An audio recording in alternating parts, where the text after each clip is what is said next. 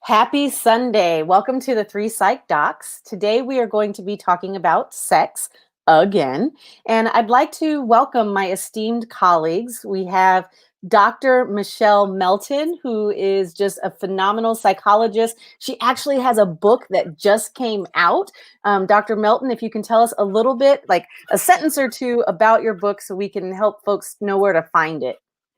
Yes, so the book is titled Addressing Race-Based Stress in Therapy with Black Clients. It's written for mental health professionals to really address the unique experience of the impact of racism with members of the Black community. You can find it on Amazon, and you can find it on Routledge, the publisher's website, by just searching my name. Absolutely phenomenal. Next, our other esteemed colleague is Dr. Evelyn Burrell, who is the Arizona Psychology Diversity Representative, who is phenomenal and doing these wonderful events, Healthy Mind, Healthy Community, where she is going to have the national president of the Psychological Association. Dr. Burrell, I'll have you explain a little bit more as to what's going on and what you're doing. Yeah, this is actually really exciting. So October 10th, 11:30 Arizona's time, which is as 2:30 Eastern Standard Time. Myself and some amazing panelists, Dr. Maisa Akbar, Dr. Jessica Smedley, and Dr. Arthur Evans, who's the CEO of the American Psychological Association, will be discussing race-based trauma to include systemic issues. So it's another town hall. So we're going to have people, within the Black community joining us to discuss some of their experiences of race and racism and trauma. And we're working to relate it to mental health issues within our community. So you can always like my Facebook page at Dr. Evelyn Burrell, or home base at Home Base Poetry, because we'll be streaming it from both of those entities. So bring your family, bring your friends. We have an awesome panel. Dr. Michelle Melton and Dr. Angela Kenslow were on the panel last time we did this event, and it was awesome and it was so much fun. And really, the main goal is to bring mental health awareness to the Black community, is to start creating more open dialogue between us. Yep. And I'm Dr. Angela Kenslow, and right now, just kind of hanging out with Three Psych Docs and pretty excited about our conversation. We're going to talk about sex again. And last month, Dr. Melton wasn't able to join us, but she was able to kind of sit back and watch on her leisure. And so we'd like to get her feedback as to what she thought of the talk. And then we're going to move forward and have our conversation. If you're joining us on YouTube, please feel free to make comments in the comment section, and periodically we'll go to those comments. That's the only place you can be following us. So definitely click and make those comments, and then we'll go and check and periodically be able to answer those as well. Dr. Melton. Yes, you guys did a wonderful job last month in addressing a very complex topic. And that's really what I gathered from watching you talk and converse, of all of the many considerations and aspects that kind of go the lifespan, right? And so some of the things that stand out to me is how you really emphasize the role of culture and how culture defines and often shapes how we think about ourselves as cultural beings and how we're allowed to express ourselves as cultural beings. And again, that is not specific to any one age, but from the whole range of the lifespan. The other piece that I remember that really stood out to me is when you got into the details about sex as in physical stimulation and pleasure, and getting into details about what that actually means and how to do it even better and well. And let me tell you, your sharing about your own experiences was I appreciate that, and very vulnerable, but let me just be open right now with this conversation. I consider myself one of the kind of the pearl clutching club, where these are conversations, right? Like, got my necklace on, because this is not the conversation. This was a taboo conversation growing up, okay? And so really acknowledging the influences of how we didn't talk about sex and what that meant in my family, and how that still influences me now. And how I do or don't or approach the conversations, or how I talk about or engage with my personal life, how I talk about this experience. And so that really had me reflecting, hearing your experiences and how different it can be. But please know, as we move forward, I will contribute what I can, and I'm still a pearl clutcher. Okay. So I love that you have your necklace. Now I have a goal at some point. You shouldn't have told me that. Is it pearls? Is it pearls? No, it's not pearl. It's a representation of it's the a representation, right? This is the shifting from just the pearl clutching to, open, vulnerable conversations, which we want to encourage people to really be able to have, because as you were saying, like, sex is in many ways a negotiation, not around consent, okay, but negotiation in terms of what you're comfortable with, who does what is pleasurable, what is not, what the parameters are. And so wanting people to really reflect on that and have those conversations with the people they choose to engage with, that it's more than just a physical act. It's identity and personality and, social power is a part of it as well. So such a big topic. Sorry, I'm trying to go to our right now. So I can check out if there's anything on the chat. So, okay. So now I'll be able to monitor that. I think that, sex is so huge, and and I said this last month, but it's something that we all do, or to some degree, right? So like on the sex spectrum as to what degree. There's people who do not engage in sexual activity. There are people, one, who are, age developmentally, not something that they're into just yet. But then there's people who are of age of consent who decide that this just isn't something for me, or it's not something for me right now, for whatever that reason. Right. But the word you just used that's kind of huge is the age of consent. And different states have different ideas of what consent is and when someone can consent. And, maybe a parent can consent for a child. Depending on the state. I know some states, you could still marry your child off as early as, 13 or 14 years old. Not in Arizona, but there are some states that still allow for that and still offer for that. And one of the discussions is, or one of to me, the big part of this discussion is, at what point are you offering consent? At what point are you not? And sometimes you hear, a 14 or 15-year-old is sexually abused or sexually assaulted, and the response is, well, they sat on my lap or they wanted it. I'm like, they can't offer consent. This person is underage. They can't legally say anything. They can't legally offer any kind of consent whatsoever without, again, maybe parental consent, depending on what state that you're residing in, and what the laws are in that state. So talking about sex early from young ages, and with your, talking to your children and helping them learn what is what. I started talking to my kids about their body parts when they were like 2. When they could start to talk, they knew what a vagina and a penis was. Yeah. Right. And it was pretty normal conversation is, when you're washing yourself, make sure you wash your vagina, make sure you wash your penis, make sure you wash your butt, who's allowed to help you wash. Then they got to a certain age where they don't need anyone to help them wash. And then it turns into, you don't need anyone to help you wash. And if anyone tries to help you wash, then you need to, let me know about kind of what's going on or what happened. And starting to use that voice and use the appropriate language when discussing their own body parts. We like to nickname our stuff, cookie and coochie and I don't remember what. Okay, I'm like, you're breaking up a little bit. Am I? Good now. Mm-hmm. Okay. I don't know what court case it was. Gosh, I wish I remembered what it was. But the child didn't know the actual name of their genital parts. They were using the nicknames. So then it wasn't something that they could then prosecute because the child wasn't saying what was really being touched.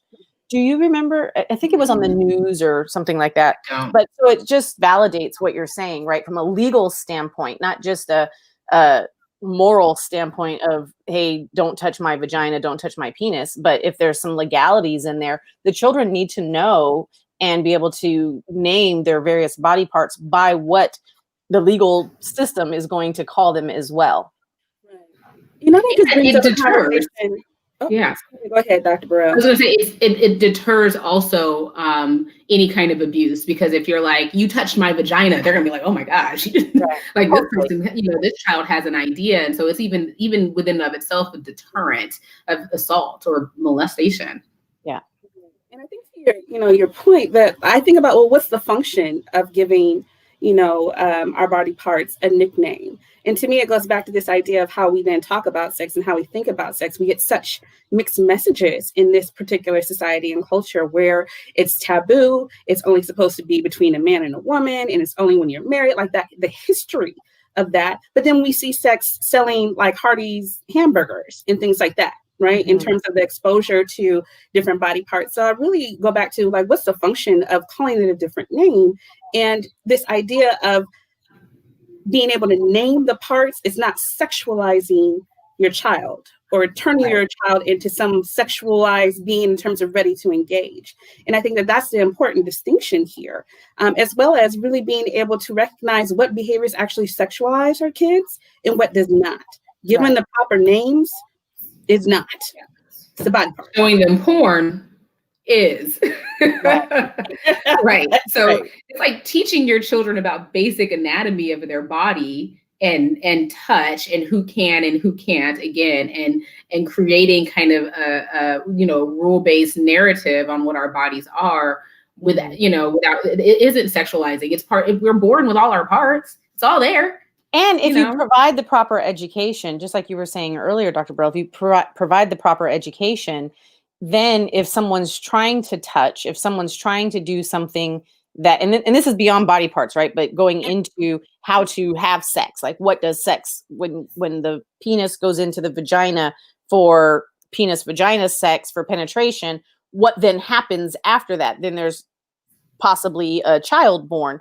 And so being able to provide that education at developmentally appropriate ages is then going to most likely prevent sex happening sooner than what it likely should, and pregnancies that may occur that weren't necessarily planned by young people, because they know exactly what's happening and they know what could happen, what the possible consequences are for engaging in those activities. Right. Well, I think, I want to kind of ask a question and get your thoughts about what you just shared, Dr. Kinslow, is that there's a physical, like there's a neurochemical, I can't say the word, neurochemical, there we'll go with that one, neurochemical effect when you have sex, right? It's not just the consequences of a possible STD or pregnancy. And there's something that happens biologically that then gets tied to emotion, that then gets tied to the relationship, that may also complicate when do you know good touch from bad touch? When do you know a good relationship from a toxic or a healthy relationship? So I'm wondering if y'all have any thoughts about that, especially when we get into the conversation about consent. One of the, and this might be deep, this might be not deeper, but a deeper answer to the question than what you're asking. One of the things that I talk about with people who have been abused sexually, so adults who were abused sexually as children, right? And when we talk about the guilt and shame that a lot of people don't discuss, is that it might have felt good. Right. So when you're this child and you don't really know what's going on, or you might know what's going on, that sexual stimulation, as long as it's not abusive and forced, well, it is abusive, but it's not force, if you know what I mean, it can still feel good. So now you have this adult who is like, hey, that was sexual abuse, but it felt good. So now how do I work through that cognitive dissonance of shame, guilt, it was pleasurable, and how do I make this all fit? Realizing now as an adult that it was wrong, and that older person should not have done to me what they did. Right. So it just what you're saying, the neurochemicals, right? So dopamine, serotonin, all that going on, it's so tough. It's tough. Well, I think what you're talking to is body betrayal, even, right? Is that there's a physiological response that occurs during sex and sexual acts, to include assault. And sometimes it feels like our bodies are betraying us, is I don't want this, I don't like this. So cognitively, I'm saying no, but physiologically, my body is still responding to sexual arousal. And that creates more confusion. Is why is my body doing this when I clearly am not I'm not consenting, or I'm not wanting to engage, or I don't understand the engagement. So again, all the parts are there when we're born, right? So children can masturbate. Sometimes they do. Mm-hmm. How do we teach them about what's appropriate? Do that in the bathroom, close the door without shaming them. or again, if it's assaultive in nature, learning how to speak to them about their bodies and the physiological responses that our bodies make, even when our minds aren't with us, and being able to say, especially as adults, if this is something that occurred in childhood or adolescence, it's adults saying, yeah, physiologically, it felt good and my body responded because all the parts were there and my body did what it was naturally meant to do when it was being sexually stimulated. However, as an adult, I can recognize that it was traumatic, or that it's disrupted maybe some of my own sexual interest, my own sexual attitudes and my relationship attitudes, and now I need to cognitively repair those things, and the betrayal that I received from not only my own body but to the person that assaulted me or that hurt me or harmed me. Yeah. Dr. Melton, did that go down the road that you were intending the question, or did you intend the question in a different manner? Well, I was just posing a question, and I think that it went to where it needed to go. And I think that is a very important aspect to talk about and to make visible for people that have had those experiences. Because body betrayal can continue or perpetuate that sense of shame and or guilt, which then the meaning making around it, around what sex is, yourself as a sexual being, can also contribute to other, negative mental health experiences. Right. So we can give some language around it and make it visible. Absolutely. So I don't know if I shared this last month. I don't remember, because I just, me, I just kind of go off about things. But I talked to you guys about like when in my health class, when the heart got ripped. The what got ripped? Yeah, I remember that story. Yeah, my heart got ripped or whatever. And when you made the comment, Dr. Melton, about the emotional kind of impact, this is something that happened so long ago. I was probably 16 when that occurred, but it always sat with me that, how much of myself emotionally that I would be giving to someone. Mm-hmm. And when I'm consenting, right? When there's a consent that's there, that I'm emotionally giving a part of myself to this other person, and we're coming together, in both emotionally and physically and cognitively. But when the consent's removed from that, there's still an emotional component that's being offered. Yeah. And we have to be, in our own treatment, hopefully, if we go into therapy and we go into treatment, is to work to be knowledgeable about what was taken from us, also emotionally and not just physically, and also cognitively, as we move forward in our lives and our relationships. It was interesting. Somebody posted something on Facebook today, and they posed the question, can you have sex with someone, person A, while you're in love with person B? And various people were bringing up, well, what about polyamorous, which is different than polygamy, right? So a lot of times people don't understand the differences. But what if someone's in a polyamorous relationship? What if they're in a committed relationship? But what if you're no longer in relationship with the person whom you're in love with? And so it's just, how does that, Dr. Burrell, with what you're saying, when you were 16, what are your thoughts about how that might confuse things or not? Can someone have sex with somebody while still in love with somebody else? So to be completely honest, I've actually never experienced that personally. So we're talking for like a personal, I've never been in love with someone and then had sex with someone else. Has there been times where I maybe didn't love someone? I'm like, without oversharing. Yes. I'll answer the question where my thoughts went when I read this question. And so the question again, the question was actually very specific. The question was, can a woman have sex with another man when she's in love with a different man? And so other people were in the comments saying, what about polyamory, this, that, and the other. And that's really where my thought process went, that even that question puts a cultural framework around saying that a person can only be monogamous, and that and even though that might be right for me, right, that might be right for both of you, there are people culturally who that's not what works for them. That's not what's appropriate for them. And so the deductive thought that I had was that it assumes men can. So when I heard it, my assumption is, when you're like women, I'm like, so is the assumption here that men can be in love with one person and have sex with someone else. But, you know, we're wondering if that's the same for women. I'm like, I don't see why not.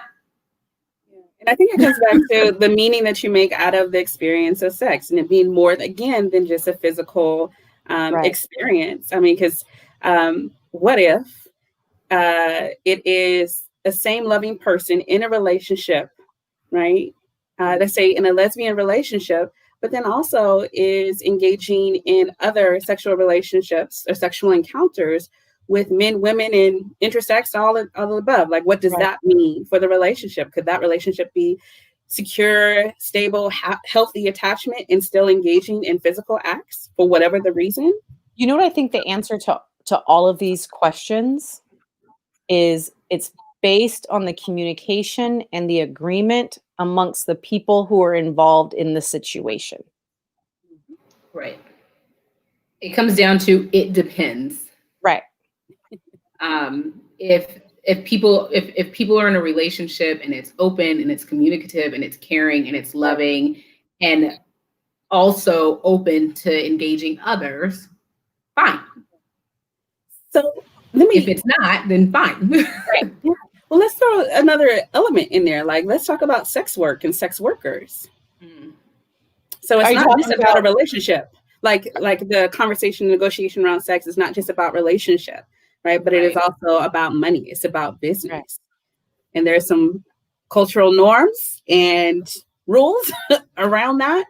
And I just find it, I want to just add that in terms of the conversation, because again, that's a tough one, because I've never worked therapeutically with someone who's been a sex worker.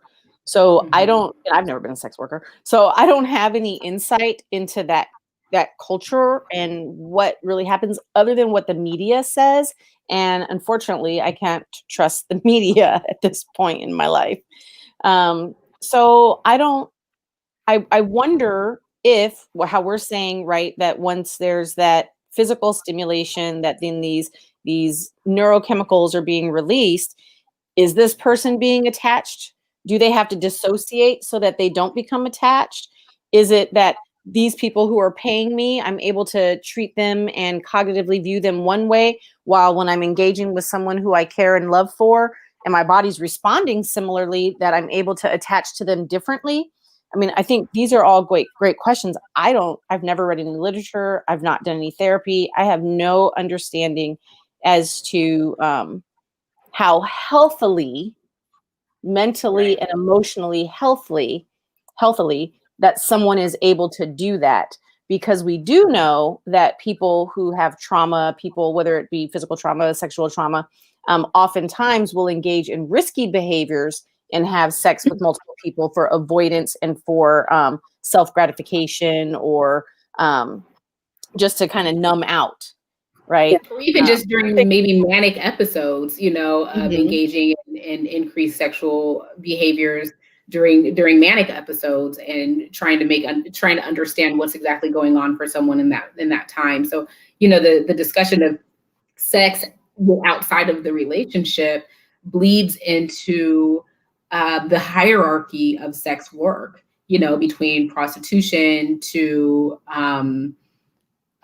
escort to sugar daddy. So I definitely want to make a distinction here, and I don't want to equate like sex trafficking or any sort of non-consent, someone not choosing this as a part of their agency, as in terms of, they're knowledgeable and have informed, got information about engaging in this type of work, versus someone that is experiencing mental health symptoms that are influencing decision-making. I'm talking about the existence of, I'm not promoting or anything like that, but we're talking about what is in sex work is what is. And in sex work, and this can include pornography, that can include escort, it can include prostitution. In that culture, there absolutely can be those elements of somebody that is experiencing mental health symptoms and engaging in those things. That are people that are, as you were saying, Dr. Kinslow, have experienced trauma and working that out. Some people that are forced. So wanting to kind of not, as much as you can separate issues, we're talking about people who with their own agency and knowledge are engaging in this lifestyle and still having the meaningful relationships and sexual relationships in their personal life. To me, it just again highlights the complication or the complexity around what sex is, how we think about it, how we, regulate it, even in our policies and practices and laws, but then also how we as human beings connect and create bonds in the sense of belonging. Yeah. I don't think there's a right or wrong answer. No, it just is. And again, culturally that's exactly based. what I was about to say. Yeah. But again, culturally based. So you have this Judeo-Christian belief that many people have, and it's, one man, one woman, that's it. And then we have a full spectrum of what sex is that, this conversation, even combined with last month's conversation, isn't going to be able to touch because there's so much, right? There's such a varied difference. And I think it's great that we're having this conversation to even introduce the idea to others that culturally what's appropriate for you and what's okay for you may be culturally just totally different for somebody else. And when we speak about culture, we're not saying, ethnic based or country based, but even, porn culture, right? So people who are in the pornography industry, who are the people on camera, the people behind camera, we don't know what it is that made that okay for them. And that's okay. We don't have to understand as long as we respect and allow others to do what they want to do without shaming them. So, yeah, I think this conversation is great.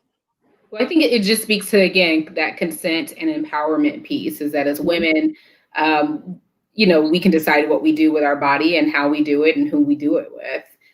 The empowerment behind being a woman and being able to say, this is who and how I want to have sex, and allowing for that and knowing that it's perfectly fine without guilting or shaming or judging.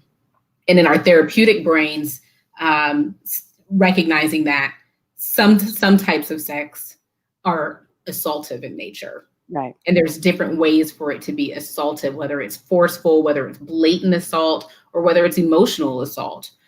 Whether it's, go on, you're a prostitute, go on the street and put yourself in danger type of assaultive that's maybe not coming directly from the individual who's placing them on the streets or whatever, the pimp, what if you want to use that term. But the emotional pains that come from that, and the STDs and STIs and physical, assault that comes from doing sex work on the streets that we may not see in other types of sex work. Right. And so it's a tough conversation in the sense that there's so many different kinds to tease out. And from a psychological perspective, my thought is, okay, is this empowerment and consent? And you're saying, this is what I'm doing and this is what I want to do. Or is this is what I have to do because I don't have any other option. This is what I'm being forced to do. Because of whatever means, or because of whatever issues. So that would be the distinction that I would make. And as a psychologist, I'm like, if you're forced or have been forced or and sex is traumatic and has been traumatic, then that's where we need to do the work therapeutically to allow for sex to be as awesome as it's supposed to be. It's supposed to be loving and fun and interesting and engaging and healthy. And pleasurable. And how do we get there? And what? Pleasurable. Right. Yeah. As you were talking and we mentioned briefly sex trafficking, I read an article by a woman who was trafficked by her father, and her mother was aware, and she made some pretty poignant points about what sex trafficking more looks like than what people think it looks like in the media. And the two of you may have read it as well. It wasn't an empirical article. It was like online blog type article. And the woman said that it was, going into a department store and going into the dressing room, and then the dad would leave and then the uncle would show up. And now she's leaving the dressing room with the uncle and has a lollipop in her hand. And for her, it was absolutely natural and normal. So there was no fussing. She's smiling, she's laughing, and she's going off, with uncle who's a strange man to do whatever it is that they're going to do. And she said that oftentimes, it can be at an amusement park or at a park or at the grocery store, or at the department store. And it's just a simple handoff. At the airport. Mm-hmm. It's going from dad to uncle to cousin. And the children don't say anything because while the sexual acts are assaultive, they're being treated well. And so if that's all they've known growing up, they don't know that it's wrong or bad. And so reading that, I guess we'll call it a blog, because I don't want to say article if it's not empirical, but reading that blog, it really made me think about how many people, how many children are trafficked that's right in our, in plain sight that we would never, ever know because there's no struggle. There's no, the child doesn't look unhappy. The child doesn't look abused. The child doesn't look despondent, right? Well, we still have this stranger danger, at least for some of us generationally have this stranger danger kind of idea. Mm-hmm. But the fact of the matter is the one handing you off. Right.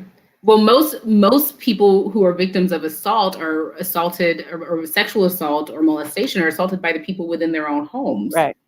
We're pretty unlikely to be snatched off the street and kidnapped and taken away by a stranger, or to be, raped or sexually assaulted. I can't say unlikely to be raped or sexually assaulted, right, by a stranger in the street, but it's more likely the person who typically does it is someone that It's a date rape. It's someone you've gone out with a couple times. It's someone you've allowed into your home, who've gotten to know your children, coaches, church members, that kind of stuff. So these are people that we've entrusted with our children or with ourselves, right? And we say, this is going to be okay. This is someone that I trust or that I've gained trust in, who are more likely to victimize us. Right. So we have to shift our understanding of what assault is and the language, right, of trafficking. We just assume they're coming in. The language is, oh, this person is being brought in from other countries or going state by state, but it's the movement, right, is being taken from one place to the next or from one person to the next. And so the numbers even of trafficking are so difficult to pinpoint because we don't have the good language, good solid understanding, right, especially when it's normalized within the relationship. So when someone has been victim of this and been assaulted for several years or months or weeks, but they're surrounded in a culture of this sexual stuff, it becomes their norm. Why would they know differently or know to report anything or to make any kind of discussion of change if they haven't received education and care? And that's been one of the concerns, right, with COVID-19 and some of the debate about children going to school versus staying home for school. And that now there's not those extra adult eyes on children to be able to kind of look out, right? And so I know that there's been a lot of debate on, well, if everyone's staying home, how do we know about the children who are being abused, whether it be sexual or not? And then others are saying, well, but if I keep them home, then they're not at risk for everything else that's going on at school. And so we have this social dilemma at this point as to, how do we best help kids? I know that was a rabbit hole, but it seemed valid. It's just tough, this conversation about sex, and I know we put on the flyers, like, let's talk about sex. And everyone thinks about, just this, we're going to talk about sex and the act of sex. But there's so much to this conversation and being able to normalize it, being able so that we're not clutching our pearls. Right. No. And I don't mean it in a derogatory way. Taken. Listen, I know who I am. But there's a difference between being able to talk about sex as we are right now and talking about sex, like talking about sex. It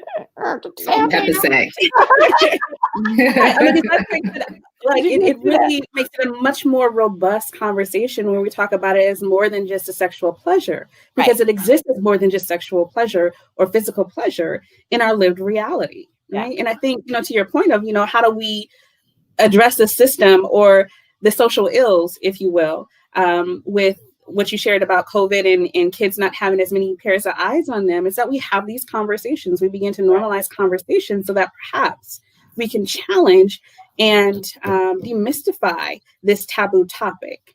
And again, as it more than being about physical touch. Right. Because the process of sexualization is also more than just physical touch. It doesn't start with physical touch. Right. It's how you're giving attention to people, especially kids, Mm-hmm. and who's allowed to be sexy or deemed as sex or mature enough. And that also can vary by ethnic and racial groups, Yep. right? Some groups, let me not say some groups. So those who identify as white or identified or perceived to be white may have more thoughts, especially women, to be more innocent and pure, whereas at younger ages, at childhood ages, versus Black and brown communities, children that are, 9 to 11 may start getting attention and be sexualized because they look more mature. Right? I So there's still a find lot it- of elements here. Sorry, I didn't mean to cut you off. But I still find it very interesting that on PBS you can see full documentaries of women of color with their breast out, but you would never see that with white women with their breast out, right? Like even growing up in the 80s, you can watch public television stations and you see all these Black women bare-chested, which there's nothing wrong with women being bare-chested, but there's a big difference when you're able to say it's okay for Black women and brown women to be on public television, not cable, not the movies. It's G-rated compared to, oh my gosh, we can't see white women's breasts. Right. The I didn't whole mean narrative. to laugh so much, but when you guys were talking, I had a memory. I did a training recently, a couple weeks ago, and in looking for like photos of people to kind of put in my training, I Googled, so watch for Google, but I Googled big Black men because I was looking for a photo of a big Black guy. And I was like, oh my God, what kind of Facebook advertisements am I about to get from this? And like the big Black guys that came up in my Google search were like just underwear models and penises and porn stars and muscular, right? And I was like, oh, there's a lot of sexual material here, just Googling big Black guy images. And then I Googled big white guy because I was, again, for the photo. So I was doing kind of comparative stuff for the training I was doing. And it was mostly overweight white men, right? So unattractive, overweight white men, maybe a couple muscular, but for the most part, not a lot there. And I think, I think about the sexualization of Black people and that we're here as sexual objects, especially at a young age, sexualizing young Black girls and young Black boys and attributing them to that of adults when they are not, right? Is that they're young, they're underdeveloped, they're immature, emotionally, physically, and we need to recognize when children are children or when teenagers are teenagers.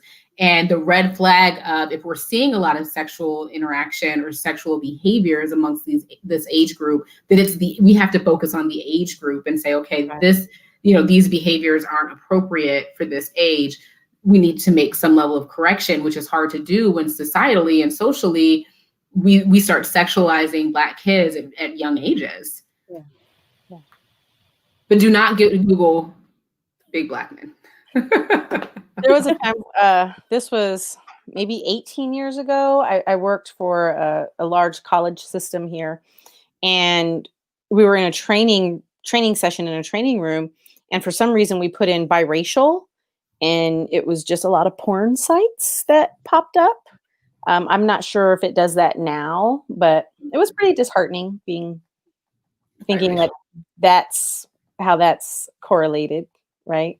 Being sexualized to where even your internet searches. Yeah. A lot of times sex is so tied to identity and social power and value, is that if that is what you will Google and you will see for specific groups, racial and ethnic groups, then that is the underlying message there is that's your value, right? That That's the value That's that others are trying to place. Right. I mean, that's the underlying message, and that can be easily exploited, Absolutely. both intentionally and unintentionally. So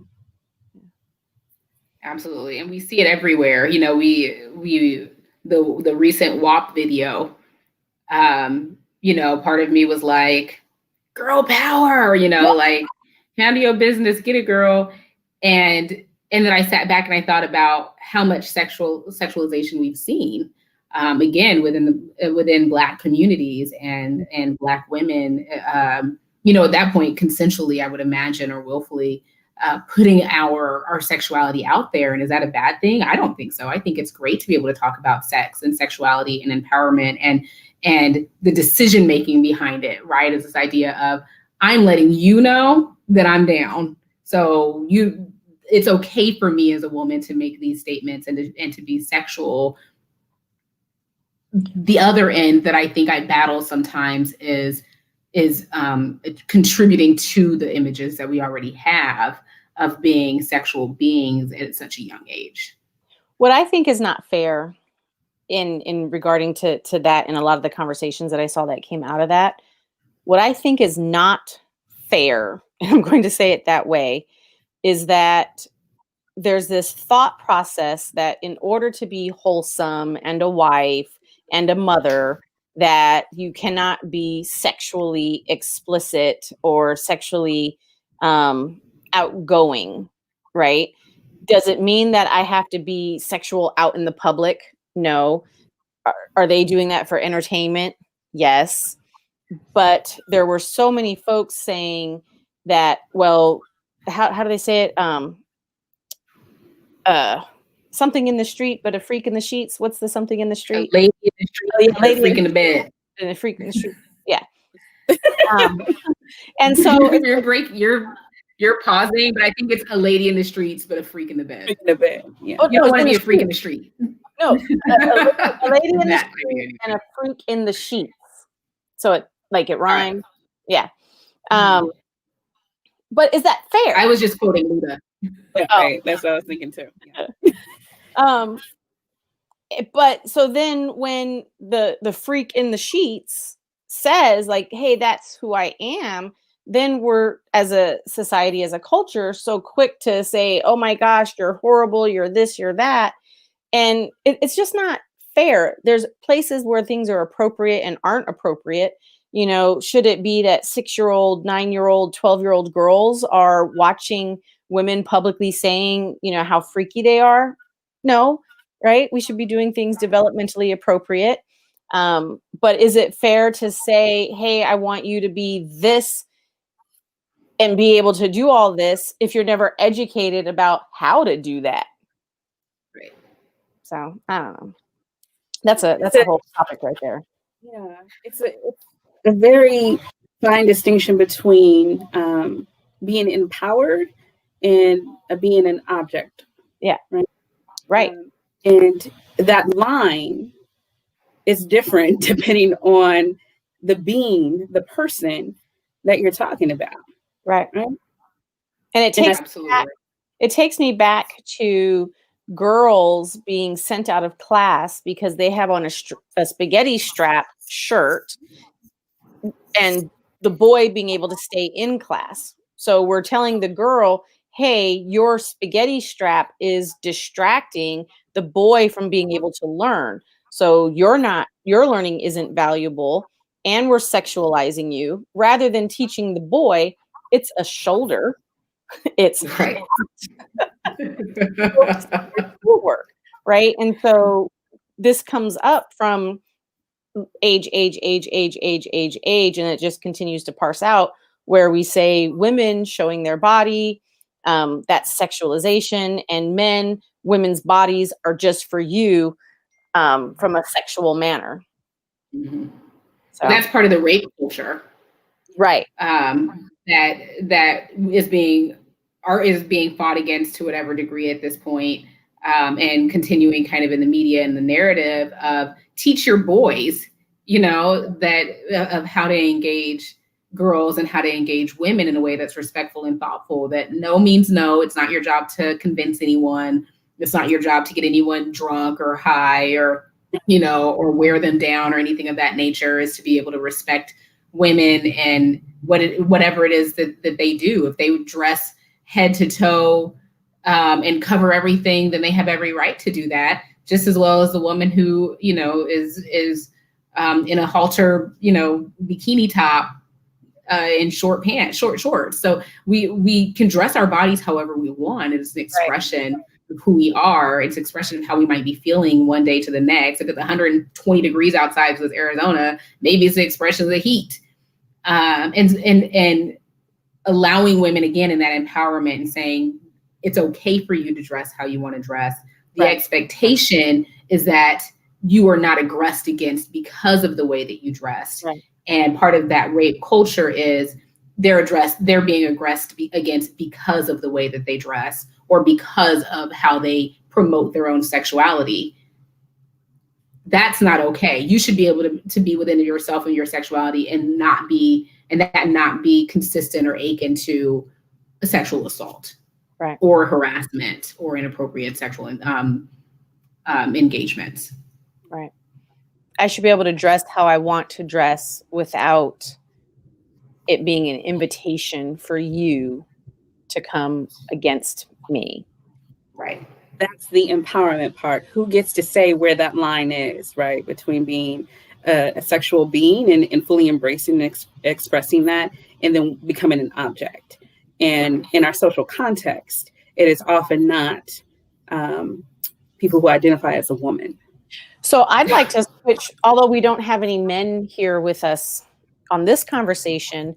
Right now, it's a lot of conversation about gray sweat season, which I've recently learned about. What is that?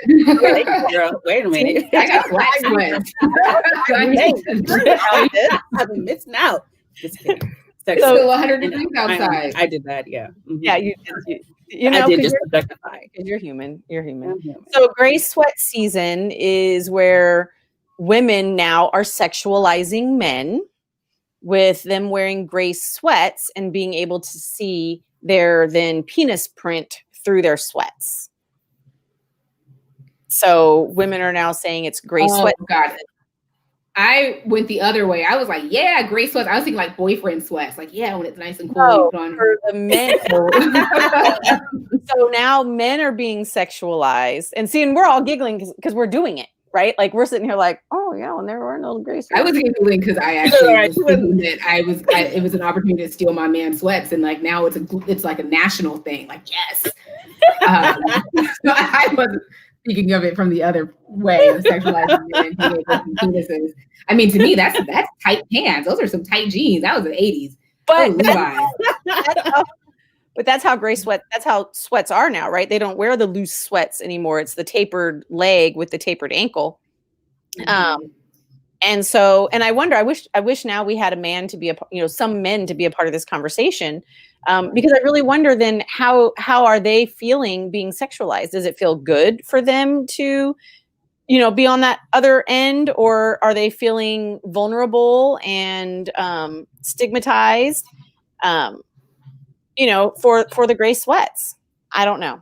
But I did just recently learn, and it's quite interesting. Yeah, I learned something. It depends on the person and how, again, they think about sex and themselves as a sexual being. Yeah. You know what my thought goes to with the sexualizing is the consequences, right? So when I think about women displaying themselves, as sexual objects, that the consequences might be men responding to them and such, right? Like if I'm walking around and I'm wearing very little clothing, and the expectation now was that I'm hyper or overly sexual, then the receipt that I might receive is of that, right? As men being rude or disrespectful, or, maybe expecting or anticipating sex in their interaction with me, when I might actually be quite conservative sexually. And linking that. So what does it mean for the consequences? Like, would the consequence in something like that be women treating men in it like, well, you had your, I could see your gray sweatpants, what you think that this was for when we exchange numbers? I don't know. I mean, it seems kind of ridiculous, right? I could be completely wrong. And I don't know. Again, I wish we had a minute. I'm trying to see if there's any comments. So we have there's just a face just now, but he hasn't said anything. But it kind of made me think about a little bit. So away from the gray sweatpants was just context, right? So if we're coming, we all live here in Arizona. For those of you who aren't in Arizona, there's a river here. There's the Upper Salt, and then there's the Lower Salt River. And the Lower Salt, people do a lot of tubing, kayaking. It's you go to the river, you're in the river, you're in bathing suits. So oftentimes leaving there and driving through maybe a Junction, Mesa, Gilbert, those areas, you go into a Circle K or some convenience store, you're in flip-flops and a bikini. There's context there. Like folks likely are not going to sexualize you because you're in your bathing suit in a convenience store. But now what if we're grocery shopping at Walmart or Target or Fry's and we're doing a full-on grocery shop in a bikini? Are we more likely then to be sexualized? So how much does context take into account as to how much body is being shown and then how we're being sexualized at that point?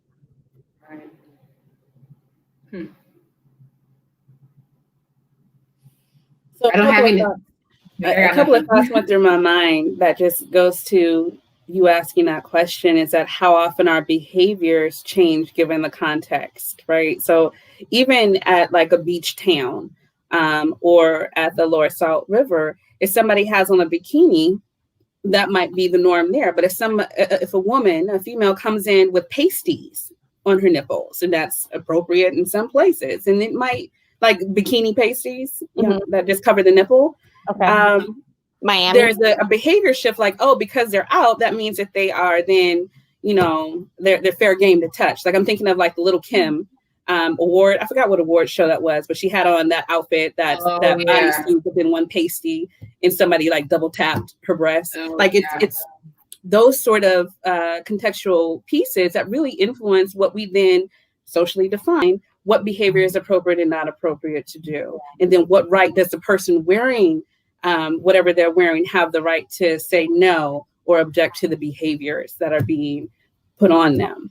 I think the cultural, like having someone touch your hair when it's, you know, because you have black hair, or touching your belly because you're pregnant, and all of a sudden everyone feels like they can engage you physically. Yeah. And I was going to say, I think the overall American cultural norm now, especially in professional settings, would be not to touch anyone for anything without asking permission. Overall generalization is where I'm going with that. I'm sure COVID helps in the South. Yeah, COVID definitely helps. But before, are we done at 1:30 or at 2? 1:30. 1:30. So I did want to show a couple of books. So when we talked earlier about even last month into this month about education.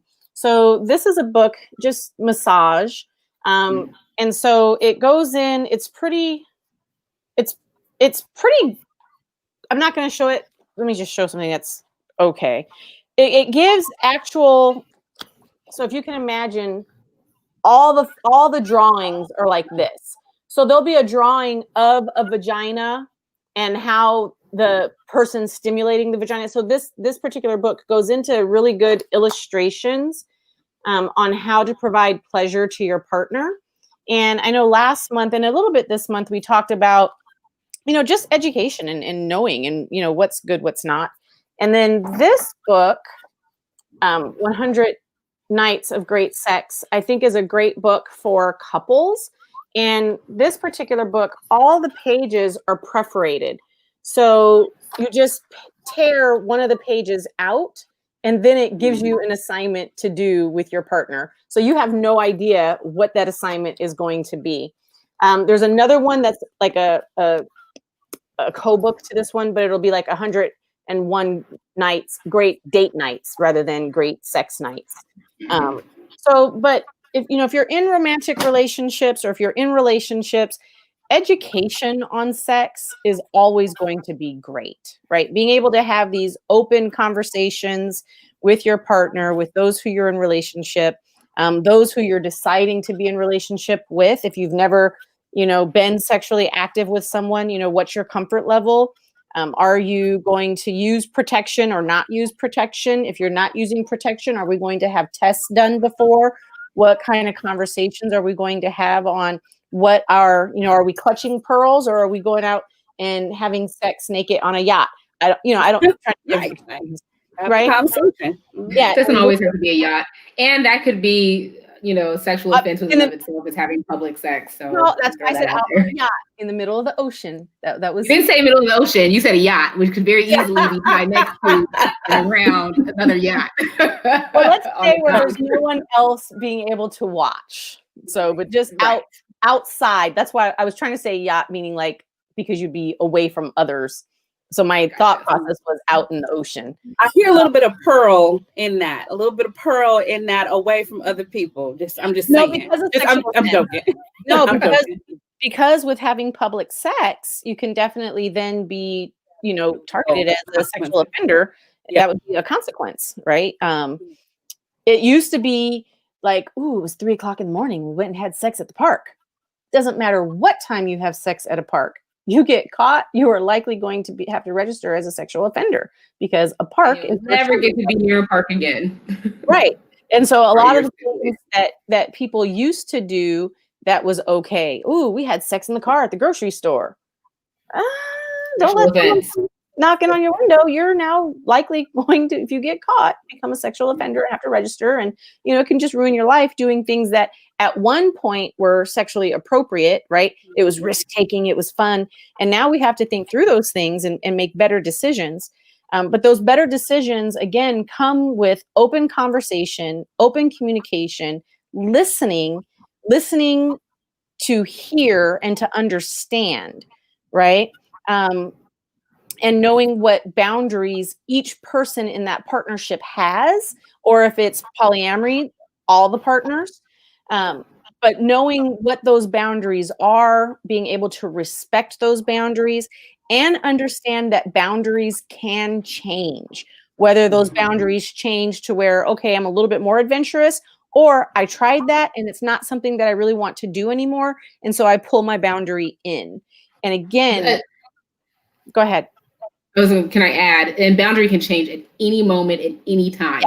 Yes. Period. Absolutely. So you're starting to engage in sex or in sexual intercourse, or during sexual intercourse or whatever, at any point that boundary can change. And then you would need to accommodate. So at any point, if the person that you're engaging in sex with says, actually, no, I changed my mind. It's over. It's done. Take a shower. Do what you got to do. Right. But then the engagement ends at that moment.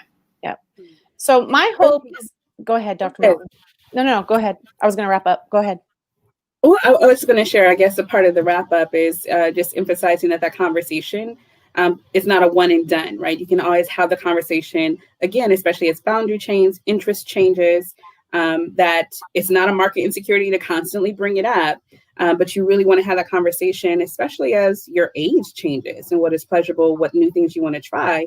One part of the lifespan we did not talk about is our older adults, right? And I think that is one population in our society that it is okay to not have any conversations. Like we get uncomfortable when we talk about our parents, especially if they're older, having sex. I remember like maybe a decade or more ago, there were uptick in STDs in nursing homes. Because older people were having sex, and that's not something that was talked about. It's so taboo. Like there's a cutoff age for when you can be sexually active. So we got to challenge that too. Right. I'm pretty sure maybe up until recently, Sun City, which is a retirement community here in Arizona, did have the #1 STD rate in the entire state. So this idea that I can no longer get pregnant, we can stop using condoms, but realizing that you still need to practice safe sex. And regular medical checkups at old age as well. Yeah. And with that, though, also recognizing that as you and your partner or your partners, as you age, things, even though boundaries may not change, physically things may change, right? And so being open, not having shame around having conversation about those changes. Sometimes men may not be as erect as they were when they were younger. Women may not be able to lubricate as much as they did when they were younger. And so things may hurt more or not. And so really the whole key here with today's conversation and with last month's conversation is communication. Being able to talk, have open communication without guilt, without shame, and just knowing who your partner is from that boundary standpoint, right? Any last words, Dr. Burrell? I would emphasize communication as well. Period is what I would add, is communicating with your children about their bodies and about consent, about assault, again, in an age appropriate manner. And sometimes that just starts with, just let me know, mommy's going to be okay, or daddy's going to be okay. If anything happens, or if anyone else tries to help you, or if you ever feel uncomfortable, make sure you tell me so that I can respond, right? And teaching them about the actual names of their body parts without nicknaming it, and continuing that conversation into adolescence, and into adulthood, and being knowledgeable about what is consent, what is not consent, what is assault, and working to, I guess, know the world that's around you. And part of that is communicating with your own sexual needs, your own sexual desires, but also communicating if there's any sexual assault or molestation that's occurred, and receiving appropriate help and care so that you can move forward and continue to grow as the rest, in the rest of your life, would be kind of my final takeaways and encouragements. Thank you. Dr. Melton, any final words? Yeah, not much I can add to that. Again, having the conversation, be curious, because I think, especially when you get into adulthood, if you didn't learn this or have those conversations, find out. You're not automatically going to know, even though that may be part of the kind of pop culture. You watch a movie, or it's just part of the kind of conversation. No, go learn a bit more about your own body. So being curious about what is pleasurable to you, how you think about yourself as a sexual being, what sex means to you, and then have the conversation with your partner or partners. Even if it's kind of embarrassing or awkward, that doesn't mean that it's wrong to have the conversation. Have it anyway. Right. That can be okay. If you're awkward or it comes out wrong, have the conversation. Mm-hmm. And I'll emphasize again what you're saying, Dr. Melton, education. We're never too old to learn more. And having that education, and I'm talking specific about the act of sex, right? So knowing your anatomy, knowing the anatomy of the partners who you choose, which biological sex that they may, if they have a vagina or a penis or even intersex, but understanding how the genitalia works, how to provide pleasure to someone in a sexual manner, and not falling back on what was told to us on the schoolyard, but really, getting into books and reading, or even videos, not necessarily porn, but instructional videos, and not having so much ego that we can't do that, right? We learn about everything else. We learn how to drive a car. We learn how to use our iPhones and our Androids. Why would we not want to educate ourselves on the one thing that we're created to have so much pleasure from? So thank you so much for joining us. Thank you, Dr. Burrell. Thank you, Dr. Melton. One more thing before we finish up. Our next three psych docs is going to be October 25th, 12:30. Please like our YouTube page. That's where we're going to be streaming from now on, is on YouTube. So please subscribe, I think is the appropriate term. Like and subscribe. Like and subscribe. I'm still learning technology. 3 psych docs. And next month, we're going to change the conversation up, and we're going to talk about election anxiety as we move into the next presidential election. So join us, please. Yep. So 12:30 Pacific, Arizona, 3:30 Eastern. And we will see you right here at that time. And thank you again so much for joining us. And even for those of you who are watching the replay, leave us some comments down below, and we will definitely answer those as well. Thanks.